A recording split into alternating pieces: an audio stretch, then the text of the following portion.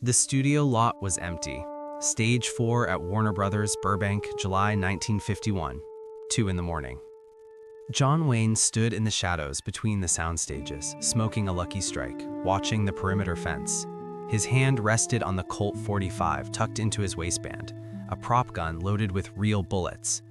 Behind him, 3 men, not actors, stuntmen. But tonight, they weren't falling off horses for the cameras.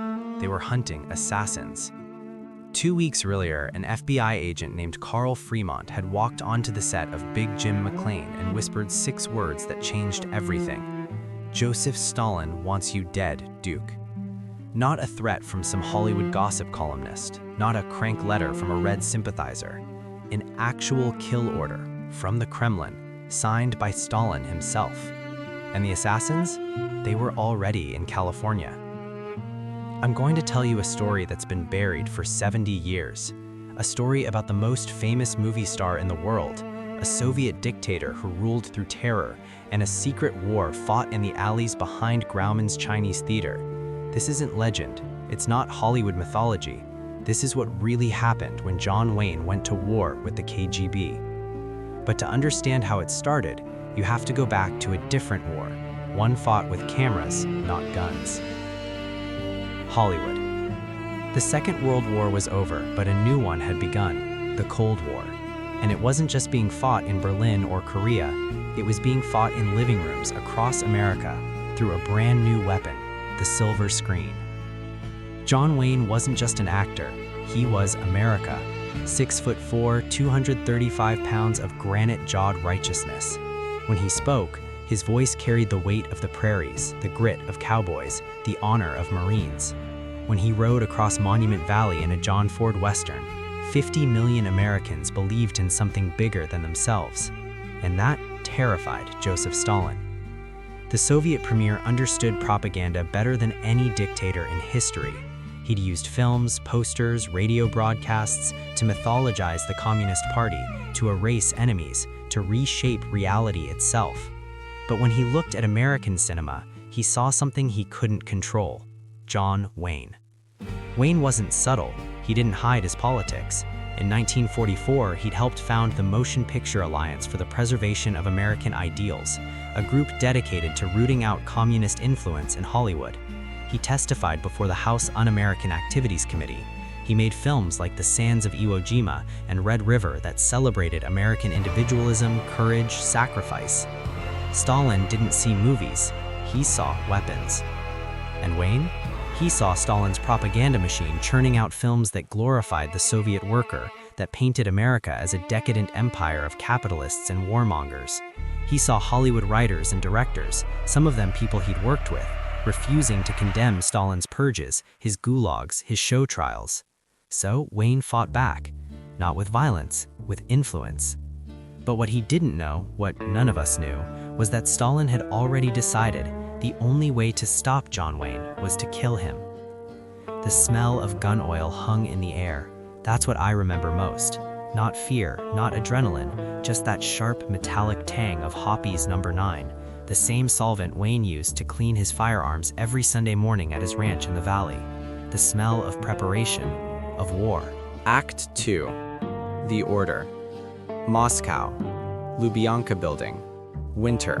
1951. Deep inside KGB headquarters, in a windowless conference room that smelled of tobacco smoke and old leather, a decision was made. The file on the table was thin, just a few pages. Photographs of John Wayne at Hollywood premieres, transcripts of his speeches, intelligence reports on his movements, his security, his habits. And at the top of the file, a single word in Cyrillic: liquidatia, liquidation. Stalin's logic was brutal and simple. Wayne's influence was growing too strong. His films were being distributed across Europe, across South America, even behind the Iron Curtain and black market screenings. Every time a kid in Warsaw or Budapest saw John Wayne ride across the screen, they saw freedom. They saw an alternative to the gray, suffocating world of communist control. That couldn't be allowed. So Stalin summoned his most trusted operative, a man named Alexei Kopler. Not a soldier, a director, one of the Soviet Union's most celebrated filmmakers, a man who understood narrative, symbolism, the power of myth. "You will go to Hollywood," Stalin told him. "You will infiltrate the studios. You will get close. And when the moment is right, you will eliminate the target." Kopler nodded. He had no choice. To refuse Stalin was to die. But here's the twist. Kopler was a lover of American cinema. He'd studied Ford, Hawks, Capra. He admired Wayne's craft, even if he despised his politics. And somewhere deep in his mind, a question formed. Could I really kill a man whose art I respect? He would find out in California. What would you have done? Imagine you're the most beloved star in the world, and you discover that an entire nation, a superpower with spies, assassins, resources beyond measure, has marked you for death. Do you run? Do you hide? Do you let the FBI handle it? John Wayne did none of those things. He decided to fight. The call came from Yakima Kanut first. "Duke," the legendary stuntman said, his voice crackling over the phone line, "I heard about your situation. You need men who can handle themselves. I know a few." Wayne trusted Kanut more than anyone in Hollywood. The man had taught him how to throw a punch, how to fall off a horse, how to make violence look real on screen. If Kanut said someone could handle themselves, they could handle themselves. Within 48 hours, Wayne had assembled a team. Not FBI agents, not Hollywood security guards, stuntmen.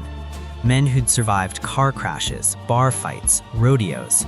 Men who knew how to take a hit and keep moving. Chuck Robertson, a bull rider from Texas who doubled Wayne in a dozen films. Dean Smith, a former Marine who'd fought at Guadalcanal.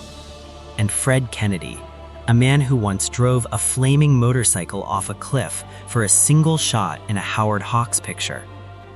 They weren't spies, they weren't trained in counterintelligence, but they understood something the KGB didn't: loyalty. And in Hollywood, at least in Wayne's Hollywood, it was earned. The plan was simple: rotate shifts, watch the perimeter, never let Wayne walk anywhere alone. And if the assassins came, handle it quietly.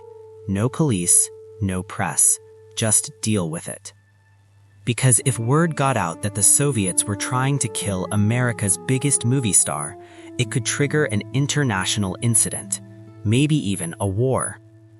The taste of diner coffee, burnt, bitter, mixed with too much sugar, lingered on his tongue. That's what Wayne drank at 4 a.m, sitting in a booth at Musso and Frank Grill, going over security routes with his stuntman team. Not bourbon, not champagne, just bad coffee and cigarettes, planning how to stay alive. It happened on the Paramount lot. Late August, afternoon heat shimmering off the asphalt. Wayne was filming a scene for The Quiet Man, ironically, a love story set in Ireland, about as far from Cold War espionage as you could get. Between takes, he walked to his trailer, alone. Just for a moment, just long enough. A man appeared from behind a grip truck. Mid-30s, sunglasses, dark suit, completely wrong for the California heat. His hand moved toward his coat pocket. Chuck Robertson saw it first. He didn't shout, didn't hesitate. He just moved, a full-body tackle that sent both men crashing into a stock of apple boxes. The man in the suit fought back, trained, efficient, but Chuck Robertson had 40 pounds on him and a lifetime of falling off horses. The fight was over in seconds. When they searched the man, they found a Tokarev pistol, Soviet-made, and a photograph of John Wayne, marked with a red X. John Wayne stood over the man, breathing hard, his jaw set. "Who sent you?" The man said nothing, just stared. Then, in accented English, You cannot stop this." Chuck Robertson wanted to call the FBI, but Wayne shook his head. "We handle this ourselves, quietly." They drove the would-be assassin to the desert outside Palmdale, gave him $50 and a Greyhound bus ticket to Texas, and told him if he ever came back to California, they'd bury him in the Mojave where no one would ever find him. The man got on the bus. But here's what John Wayne didn't know. He wasn't the only assassin. There were 2 more in Los Angeles, and they were watching, learning, waiting for a better opportunity. Inside the FBI field office in downtown LA, Agent Carl Fremont was getting desperate. His sources told him the Soviets hadn't given up. If anything, they were escalating. But every time he tried to warn Wayne, the actor waved him off. "I've got it handled, Carl. Duke, these aren't gangsters. These are trained KGB operatives. They don't give up. They don't negotiate. They just keep coming." Wayne lit a cigarette, exhaled slowly, then let them come. But Fremont had a bigger problem. Someone inside Wayne's circle was feeding information to the Soviets. Not one of the stuntmen. Fremont had vetted them personally. Someone else. Someone with access to Wayne's schedule, his movements. It took 3 weeks of surveillance, wiretaps, and old-fashioned detective work, but Fremont found him. A publicist, mid-level, no one famous, just a guy who handled press schedules, interview requests. A guy who'd been quietly sympathetic to left-wing causes since the 1930s. A guy who believed in the Soviet experiment. A guy who thought he was helping build a better world by giving Wayne's location to men who wanted him dead. Fremont arrested him quietly. No trial, no headlines. Just a quiet transfer to a federal facility in the Midwest where he spent the next decade in administrative detention. But the damage was done. The KGB knew Wayne's routine. They knew his security. They knew his weaknesses. And they were planning one final, definitive strike. The sound of boots on gravel. That's what I'll never forget. Not shouting, not gunfire, just the rhythmic crunch of footsteps in the dark, circling stage 4, as Wayne and his stuntmen waited for the assassins they knew were coming. Act 6, The Showdown. September 15th, 1951. The FBI had intercepted communications. 2 operatives, Soviet sleeper agents who'd been living in Los Angeles for 5 years, posing as film editors. They'd rented a room with a direct sightline to Wayne's trailer on the Warner lot. The plan was simple. Wait for Wayne to step outside, then take the shot. Long range, clean, untraceable. But Wayne and Fremont had a different plan. That night, Wayne stood in front of his trailer, alone, exposed, smoking a cigarette. A perfect target. Except it wasn't Wayne. It was Fred Kennedy, wearing Wayne's costume, Wayne's hat, Wayne's walk. From 200 yards away, in the dark, he was indistinguishable. The real Wayne was in a car half a mile away, watching through binoculars as FBI snipers surrounded the assassin's position. At 11:47 p.m., one of the Soviet operatives lifted a rifle, a Mosin Nagant, fitted with a scope. He never got the shot off. FBI agents breached the room simultaneously. No shots fired, no casualties. Just 2 men dragged out in handcuffs who would spend the rest of their lives in a classified federal prison. The operation was over. Joseph Stalin's plot to kill John Wayne had failed. But the story didn't end there. Epilogue: The secret dies with Stalin. March 5th, 1953. Joseph Stalin died of a cerebral hemorrhage in his dacha outside Moscow. Some historians say it was natural. Others whisper about poison, about a power struggle within the Kremlin. But here's what we know. Within 6 months, Nikita Khrushchev took power, and one of his first quiet acts was to rescind all of Stalin's assassination orders, including the one on John Wayne. Khrushchev sent a back-channel message through diplomatic channels. The matter is closed. We have no further interest in Mr. Wayne. Wayne never spoke about it publicly, not in interviews, not in his autobiography. He carried the secret to his grave in 1979. But his stuntmen knew, the FBI knew, and somewhere in a classified file deep in the archives of the CIA, the full story still sits, waiting to be declassified. So why am I telling you this now? Because the truth matters. Because courage isn't just what you see on screen, it's what happens in the shadows, when the cameras aren't rolling, when a man stands up and says no to tyranny, even when the most powerful dictator in the world wants him dead. John Wayne wasn't a perfect man. He had his flaws, his contradictions. But in the summer of 1951, when Stalin's assassins came for him, he didn't run. He fought, and he won. The heat of the studio lamps, that's the last sensory detail I'll leave you with. Not the cold of fear, not the darkness of secrecy, just the overwhelming, almost unbearable heat of those carbon arc lamps on a Hollywood soundstage, where John Wayne went back to work the day after the FBI arrested the last of Stalin's assassins and filmed another scene in another Western like nothing had ever happened. Because that's what professionals do. They show up, they do the work, and they never let the bastards see them sweat.